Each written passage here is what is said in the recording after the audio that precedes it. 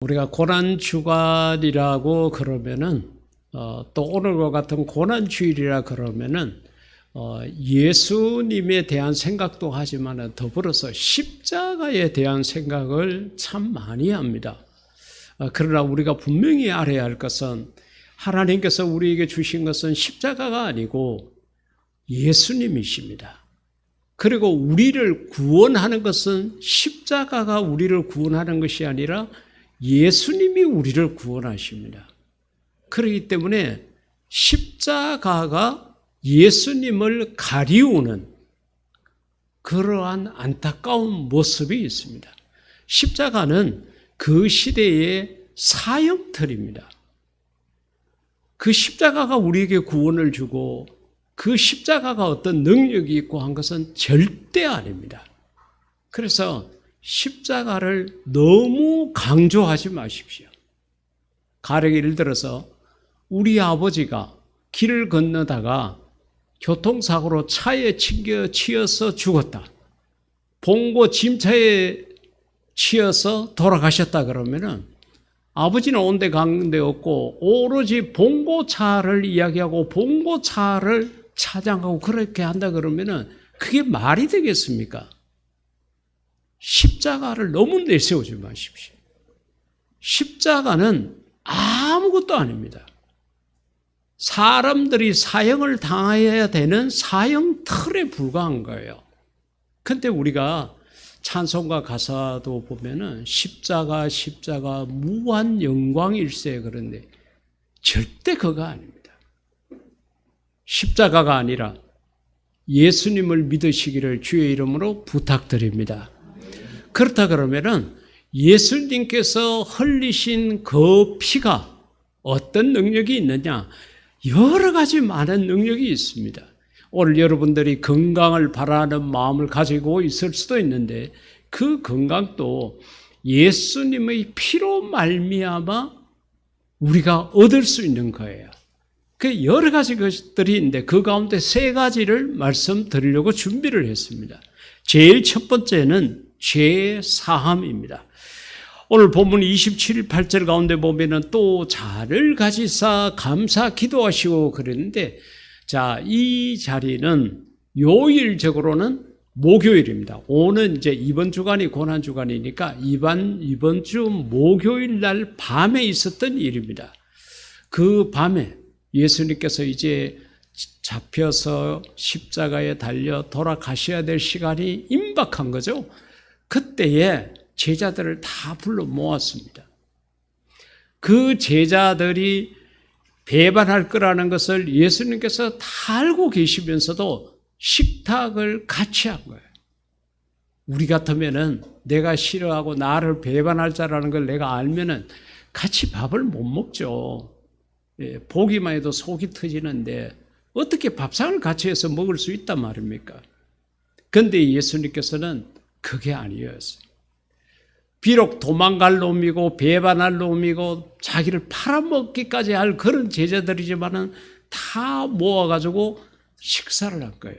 그래서 그 식사가 아침 식사가 아니고 저녁이었기 때문에 만찬이라고 이야기를 하고 예수님께서 이 땅에 마지막으로 그렇게 베푼 식사라 그래서 최후의 만찬 그렇게 우리가 흔히 이야기를 하고 있습니다.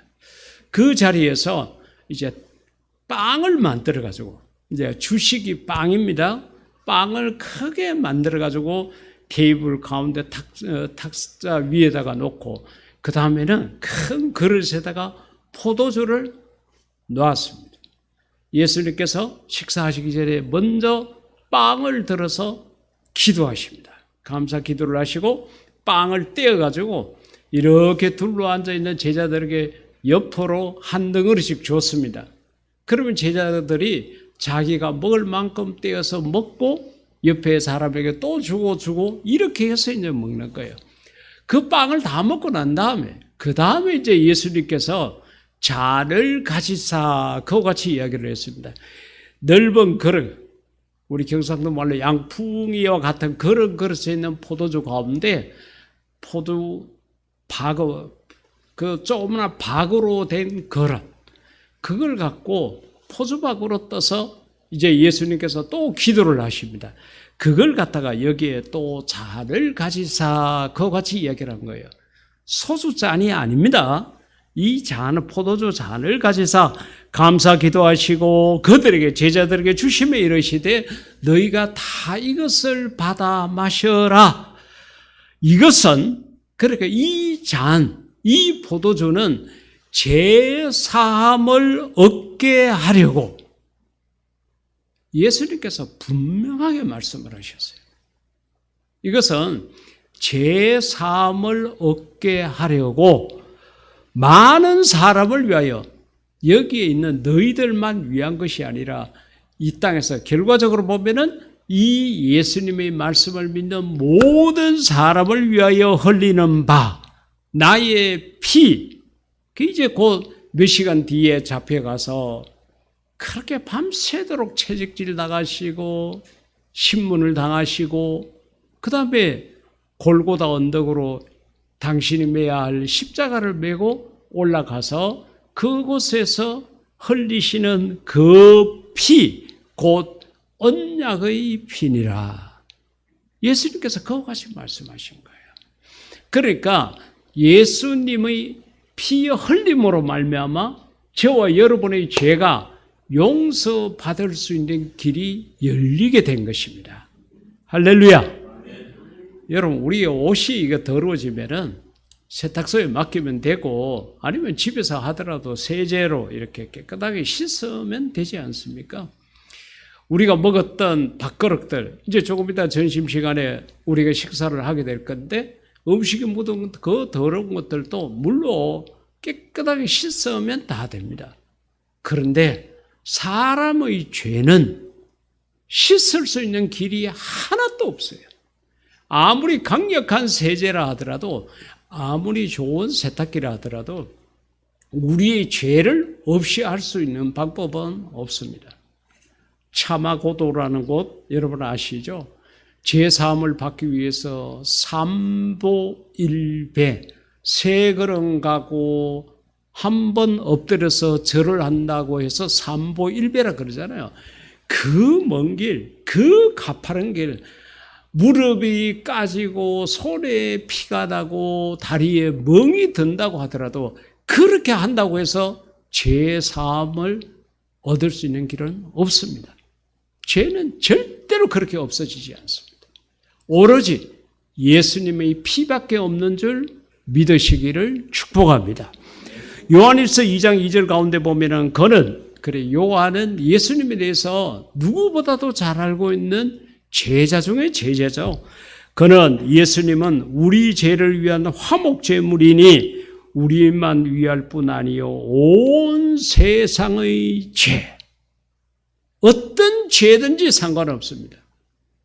내가 가볍게 거짓말한 것부터 시작을 해가지고 내가 다른 사람의 목숨을 잃게 했다, 사람을 죽인 살인자가 됐다고 그러더라도 그 모든 죄를 예수님의 피는 다 씻을 수 있고 용서하실 수 있습니다.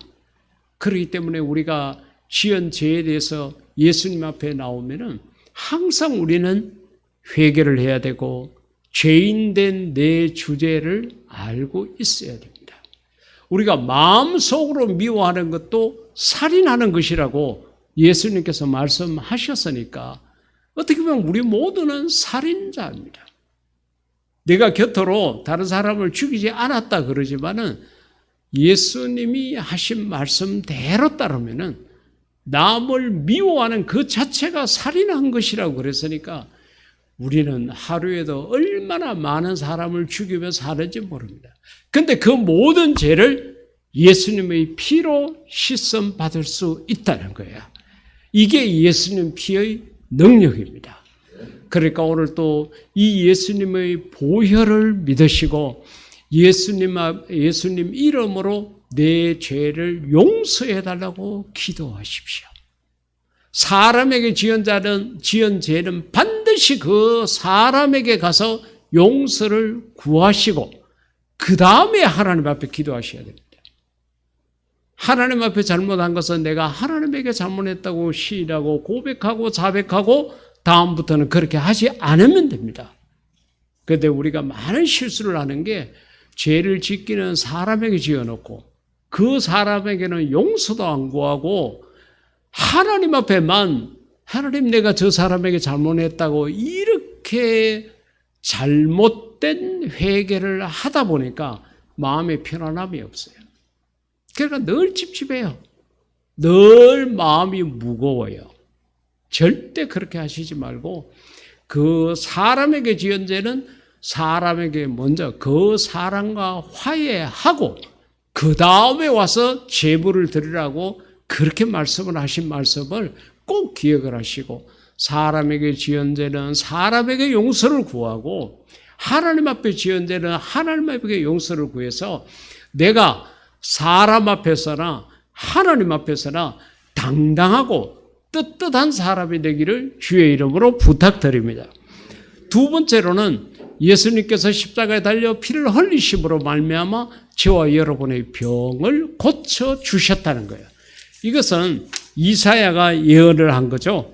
이사야서 53장 4, 5절 말씀 가운데 그 5절 가운데 보면은 그가 매를 맞음으로써 이 매를 맞았다는 것은 예수님이 그 십자가에 달려 돌아가시기 전에 얼마나 많은 채찍질을 당했는지 모릅니다. 그래 예수님이 잘못한 게 없죠. 그런데 본디오 빌라도가 자기가 총독이잖아요. 자기의 말이 법이잖아요. 자기 입으로 이 예수에게서 아무 죄를 찾지 못하겠노라 그렇게 말을 해놓고는 때려서 죽이도록 내준 거예요. 그 당시에는 유대인들에게는 사형을 할 수 있는 권한이 없었습니다. 로마의 승인을 받아야 되는데 그게 로마에서 총독으로 임명한 본디오 빌라도 그의 말이 법인데 죄가 없는 줄 알면서도 사람들의 인기를 얻기 위해 가지고 유대인들이 그렇게 십자가에 못 박으라 그러고 소리 지르고 그렇게 하니까 정치인이잖아요. 일이 옳고 그러고 상관없이 인기만 얻으면 된다는 생각을 갖고 예수를 넘겨버리고 유대인들에게. 근데 그 과정에서 그러니까 목요일 밤에 잡혀가서 금요일 날이 밝도록까지 채찍질 당한 거예요. 그 당시에 기록을 보게 되면 그 채찍은 한 50cm 전후가 되는 나무 막대기에다가 1m 남짓한 채찍끈을 가죽끈을 달았습니다. 그리고 그 가죽끈 마지막에는 짐승의 뼈, 낚시 바늘과 같은 그런 것들을 쭉 달아놨다고 그래요. 그리고 무게를 더해가지고 이 채찍질을 했을 때에 탄력이 있도록 하기 위해서 납을 그 군데군데다가 박아놨습니다. 그래서 로마 군인들이 채찍을 가지고 내리치게 되면은 그 납의 무게 때문에 그 채찍질 당하는 사람의 몸에 감기게 됩니다. 감기고 그걸 다시 당겨내게 될 때에 낚시 바늘과 같은 짐승의 뼈나 그런 것들이 살을 찢어 놓습니다. 얼마나 괴롭고 힘들겠습니까? 예수님께서 가만히 고통을 당하신 거예요. 왜? 저와 여러분의 죄 때문에 그랬습니다. 우리 죄값을 예수님이 감당하신다고 그 고통을 당하신 거예요. 이 고통을 당했다는 믿음이 있게 되면은 한 주간 새벽 기도에 나오는 건 아무것도 아닙니다. 내 재산을 다 드리는 것도 아무것도 아닙니다. 내 목숨까지 드려도 아깝지 않습니다. 성경에는 그렇게 기록이 되어 있고 이런 설교를 우리가 수도 없이 들어도 내가 주님을 위해서 사용할 수 있는 시간도 없고 재능도 없고 돈도 없고 이런 이유가 어디 있는가 하면은 이 말씀이 내게 안 와닿아요. 그러니까 귀에만 들리고 가슴에는 머물지 않습니다.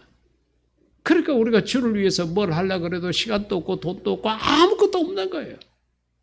절대로 그러지 마십시오. 예수님께서는 저와 여러분을 살리기 위해서 당신의 목숨을 버리셨는데 그저 뭐 총 한 방에 그렇게 죽은 것이 아니라 밤새도록 이런 채찍질을 당하셨다는 것. 이걸 우리가 생각을 하면요. 정말 감사하고 고맙고 이걸 어떻게 해야 주체할 수 없을 만큼 가슴이 터지고 심장이 터지는 거예요. 사랑하는 성도 여러분, 그만치 예수님이 여러분을 사랑하셨습니다.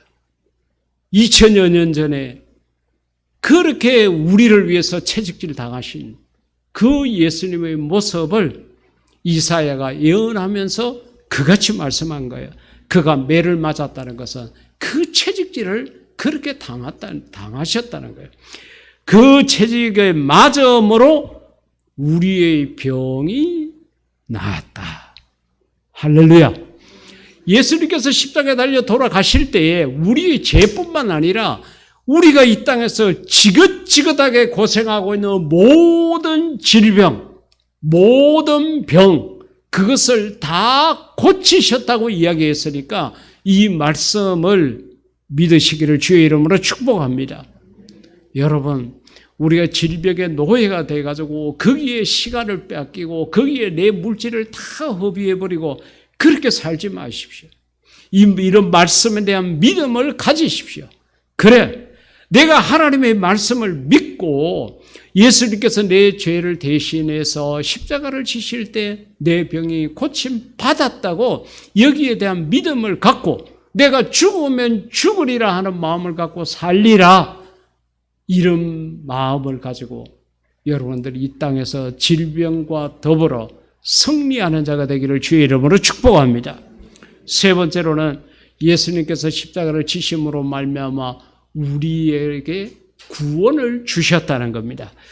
출애굽기 12장 13절 말씀 가운데 보면은 내가 애굽 땅을 칠 때에, 그러니까 우리가 이스라엘 백성들이 애굽, 이집트에 붙잡혀 가가지고 그렇게 노예 생활을 하고 고생을 할 때에 하나님께서 때가 되니까 마침내 해방을 시켜주는 거죠. 해방되기 전날 밤, 그때 있었던 일을 이와 같이 기록을 했습니다. 내가 애굽 땅을 칠 때에 그 피가 너희가 사는 집에 있어서 너희를 위하여 표적이 될지라. 여기서 피는 염소, 양의 피입니다. 그러니까 예수님께서 이집트에 있는 모든 장자를 죽이기로 그렇게 작정을 하셨습니다. 그렇게 작정을 하고 난 다음에 하나님께서 모세에게 이야기했습니다. 너 백성들에게 이야기를 해가지고 양을 잡아가지고 그 양의 피를 문설주에다가 다 발라라 해라. 그러면은 그 피가 있는 곳에는 내가 넘어가겠다. 넘어가겠다는 것이 유월이라는 것입니다. 한문적인 표현이죠. 내가 그걸 넘어가겠다. 그러니까 그 피가 묻어 있는 그 집 안에 있는 장자는 죽이지 않겠다는 이야기예요. 그래서 그 피를 발라라고 그랬는데 그 피가 너희가 사는 집에 있어서 너희를 위하여 표적이 될지라. 내가 피를 볼 때에, 그 피가 문설주에 있는 걸 볼 때에 너희를 넘어가리니. 할렐루야. 저와 여러분이 예수님의 피를 믿게 되면은 어떤 재앙이라도 우리를 건드리지 못하고 넘어가게 됩니다. 여러분, 이것이 얼마나 큰 은혜인지 모릅니다. 그래서 내가 피를 볼 때에 너희를 넘어가리니 재앙이 너희에게 내려 멸하지 아니하리라. 할렐루야.